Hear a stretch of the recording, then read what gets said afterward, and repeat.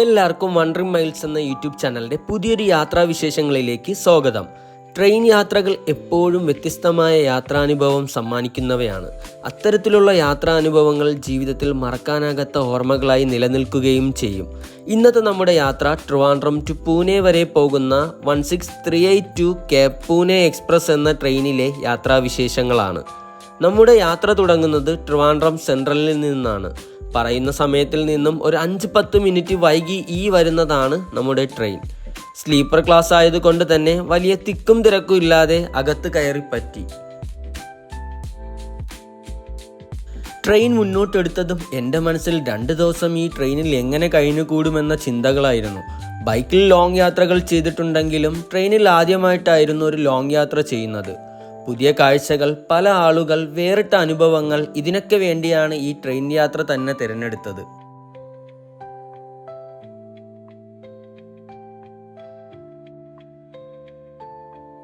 Train യാത്രകളിൽ door സൈഡിൽ നിന്ന് കാഴ്ചകൾ ആസ്വദിക്കുന്നത് ഒരു പ്രത്യേക വൈബാണ്. ട്രെയിൻ ബഹുദൂരം മുന്നോട്ട് പോയപ്പോൾ തന്നെ പച്ചവിരിച്ച പാടങ്ങളുടെ കാഴ്ചകൾ വല്ലാത്തൊരു അനുഭൂതി കണ്ണുകൾക്ക് സമ്മാനിച്ചു. യാത്ര മുന്നോട്ട് പോകവേ മരങ്ങൾക്കിടയിലൂടെ ഇളം വെയിലുകൾ വന്ന് ശരീരത്തിൽ പതിക്കുന്നതും നേർത്ത കാറ്റ് ശരീരത്തെ തഴുകി അകന്നു പോകുന്നതും ആസ്വദിച്ചിരിക്കുമ്പോഴാണ് ട്രെയിനിൽ പെട്ടെന്ന് പുക പടരുന്നത് ശ്രദ്ധിക്കുന്നത്. എന്താണ് സംഭവിക്കുന്നതെന്നറിയാതെ ചുറ്റും നോക്കിയപ്പോഴാണ് അടുത്തുള്ള പാടത്ത് നിന്നാണ് പുക ട്രെയിനിലേക്ക് പടർന്നതെന്ന് മനസ്സിലായത്. വലിയ രീതിയിലുള്ള തീയും പുകയും ഞങ്ങളെ വല്ലാതെ ശ്വാസം മുട്ടിച്ചു. ഇത് കാരണം ട്രെയിൻ അവിടെ നിർത്തുകയും മേലുദ്യോഗസ്ഥർ വന്ന് പരിശോധിക്കുകയും ചെയ്ത ശേഷം മാത്രമാണ് ഞങ്ങൾക്ക് പോകാനായത്. കർഷകർ അടുത്ത കൃഷിക്കായി പാടങ്ങൾ ഒരുക്കുന്നതിൻ്റെ ഭാഗമായിട്ടാണ് ഇങ്ങനെ ചെയ്തതെന്ന് അവിടെ നിന്ന് ആളുകളിൽ നിന്ന് മനസ്സിലാക്കാൻ സാധിച്ചു. ഓരോ യാത്രകളും ഓരോ പുതിയ അനുഭവങ്ങളാണ് സമ്മാനിക്കുന്നതെന്ന് പറയുന്നത് പോലെ എൻ്റെ ജീവിതത്തിലെ ട്രെയിൻ യാത്രയിൽ ഇത് എനിക്കൊരു പുതിയൊരു അനുഭവമായിരുന്നു. ഇനിയും ഇതുപോലുള്ള എന്തെല്ലാം പുതിയ അനുഭവങ്ങളാണ് എന്നെ കാത്തിരിക്കുന്നതെന്ന് അറിയാനുള്ള കൗതുകത്തിൽ ഞാൻ വീണ്ടും യാത്ര തുടർന്നു.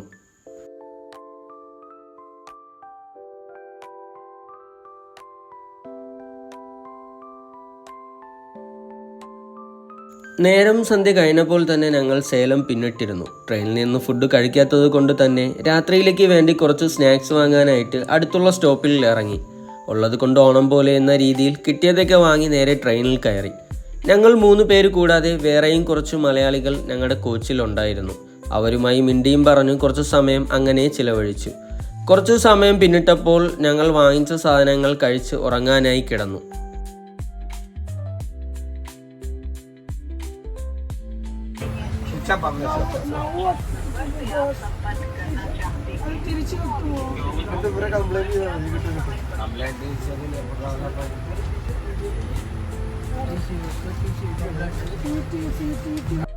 പുലർച്ചെ 5-5:30 അടുപ്പിച്ച ആളുകളുടെ ശബ്ദം കേട്ടാണ് ഞാൻ ഉണർന്നത്. എന്താണ് കാര്യമെന്ന് തിരക്കിയപ്പോഴാണ് അറിയുന്നത് നമ്മുടെ കോച്ചിലുള്ള ഒരു മലയാളിയുടെ മൊബൈൽ ഫോണും പേഴ്സും ബാഗും ഒക്കെ മോഷ്ടിക്കപ്പെട്ടു എന്ന്. കേരളം കഴിഞ്ഞാൽ പിന്നെ സേഫ് അല്ല എന്ന് പറയുന്നത് ഇപ്പോഴാണ് മനസ്സിലായത്. നമ്മുടെ യാത്രയിൽ അപ്രതീക്ഷിതമായി വരുന്ന ഇത്തരം അനുഭവങ്ങൾക്ക് മുമ്പിൽ നിസ്സഹായരായി പോകേണ്ടി വരുന്ന അവസ്ഥ അതിദയനീയമാണ്. ട്രെയിൻ യാത്രയിലെ 2ാം ദിവസം തുടങ്ങിയപ്പോൾ തന്നെ പല അനുഭവങ്ങൾക്കാണ് സാക്ഷിയായത്. ട്രെയിൻ ആന്ധ്രാപ്രദേശ് കഴിഞ്ഞതും അടുത്ത പ്രശ്നം കാരണം വീണ്ടും ട്രെയിൻ നിർത്തിയിട്ടു. കാര്യം എന്താണെന്ന് തിരക്കിയപ്പോഴാണ് അറിയാൻ കഴിഞ്ഞത് പെണ്ണ് കേസാണെന്ന്. കൂടെയുള്ള യാത്രക്കാരികളായ സ്ത്രീകളെ ശല്യം ചെയ്യുന്നത് കാരണം കൂടെയുള്ള മറ്റു സഹയാത്രക്കാർ ഇയാളെ കൈകാര്യം ചെയ്ത് പോലീസിനെ ഏൽപ്പിക്കുന്നതാണ് ഈ കാണുന്നത്. കുറച്ചു നേരത്തിന് ശേഷം ട്രെയിൻ വീണ്ടും പൂനെ ലക്ഷ്യമാക്കി നീങ്ങിത്തുടങ്ങി. ചുറ്റും പാടങ്ങളും കൃഷിയും അതിനെ ആശ്രയിച്ച് ജീവിക്കുന്ന കുറേ മനുഷ്യരെയും ഈ യാത്രയിൽ കാണാൻ സാധിച്ചു.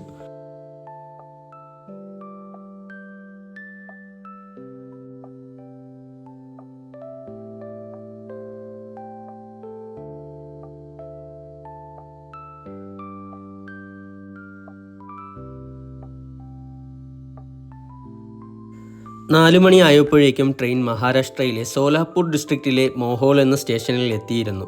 സ്റ്റേഷനോട് ചേർന്ന് ഒരുപാട് മനുഷ്യജീവിതങ്ങൾ അവിടെയും കാണാൻ സാധിച്ചു. ഒരു നേരത്തെ ആഹാരത്തിന് വേണ്ടി കഷ്ടപ്പെടുന്നവരെയും ഉള്ളതുകൊണ്ട് സംതൃപ്തിയായി ജീവിക്കുന്നവരെയും അവിടെ കാണാൻ കഴിഞ്ഞു. ജീവിത യാഥാർത്ഥ്യങ്ങൾ മനസ്സിലാക്കണമെങ്കിൽ ഒരു യാത്ര ചെയ്താൽ മതിയെന്ന് പറയുന്നത് എത്ര സത്യമാണ് എന്നുള്ള കാര്യം ഈ യാത്രയിൽ എനിക്ക് മനസ്സിലായി.